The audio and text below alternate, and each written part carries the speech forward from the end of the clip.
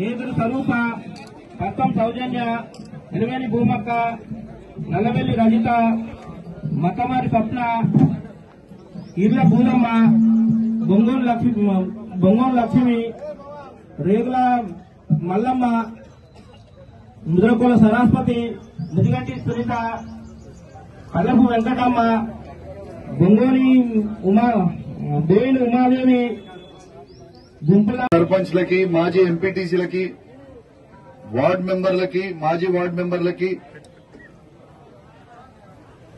మరియు చెల్లూరు గ్రామానికి విచ్చేసిన ఈ గ్రామ సభకి విచ్చేసిన అక్కా చెల్లెలకి, అన్నా తమ్ముళ్ళకి, తాతలకి, అవ్వలకి, యువకులకి అందరికీ పేరు పేరున నా హృదయపూర్వక నమస్కారాలు తెలియజేస్తా ఉన్నాను. ఇవాళ గ్రామ సభకి నేను వచ్చేటప్పుడు కొంచెం స్టడీ చేసుకుని వచ్చిన. చాలా సంతోషం. గౌరవ అధికారులు సంబంధించిన 4 స్కీంలకి ఈ ప్రభుత్వం ఏవైతే లాంచ్ చేస్తున్నాయో అవన్నిటికీ ఇవాళ వాళ్ళు అనౌన్స్ చేయడం కూడా సంతోషం. అన్ని కూడా ఓపెన్ గా విన్నాం. నేను ఒక్కటే కోరుతా ఉన్నాను, ఇవాళ రైతు భరోసా అనే పథకాన్ని ఈ ప్రభుత్వం అధికారంకి వచ్చిన తర్వాత మొదటి 100 రోజుల లోపలనే 15,000 రూపాయలు మేము ఇస్తాము అని ఈ ప్రభుత్వం ప్రకటించింది. బాజాబ్తూ పేపర్ యాడ్లు ఇచ్చిండ్రు. బాజాబ్తూ ఈనాడున్న గౌరవ ముఖ్యమంత్రి రేవంత్ రెడ్డి గారు, బట్టి విక్రమార్క గారు సంతకం పెట్టి మరి ఇవాళ కూడా యాడ్లు ఇవ్వడం జరిగింది. ఈ ప్రభుత్వం అధికారంకి వచ్చిన తర్వాత దాదాపు ఇప్పటికే సంవత్సరం అయిపోయింది. కానీ ఇప్పటిదాకా ఒక్కసారి కూడా రైతు భరోసా రైతులకి వేయకపోవడం కొంచెం బాధాకరం. ఇవాళ వేస్తా అంటారు, సంతోషం. కానీ ఇవాళ ఒక్కటి ఆలోచన చేయాల. ఈ చెల్లూరు గ్రామంలో దాదాపు 2,000 ఎన్ని ఎకరాలకి అయ్యో గారు 2,250 ఎకరాలకి 2,750 ఎకరాలకి ఈ చెల్లూరు గ్రామంలో ఇలా రైతు భరోసా వేస్తామని చెప్పారు.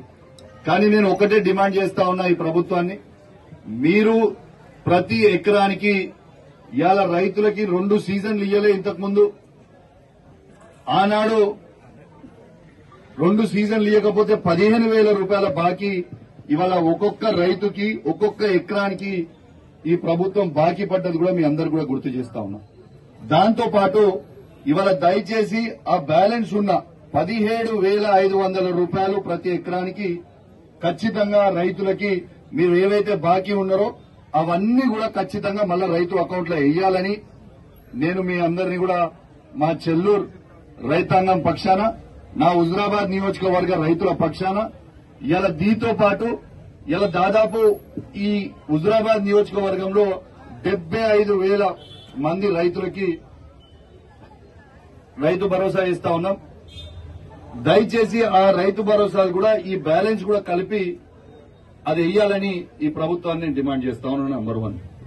నంబర్ 2, ఇలా ఇండ్ల అప్లికేషన్లు ఇలా 1,297 అప్లికేషన్లు వచ్చినాయని మీరు చెప్పిండ్రు, సంతోషం.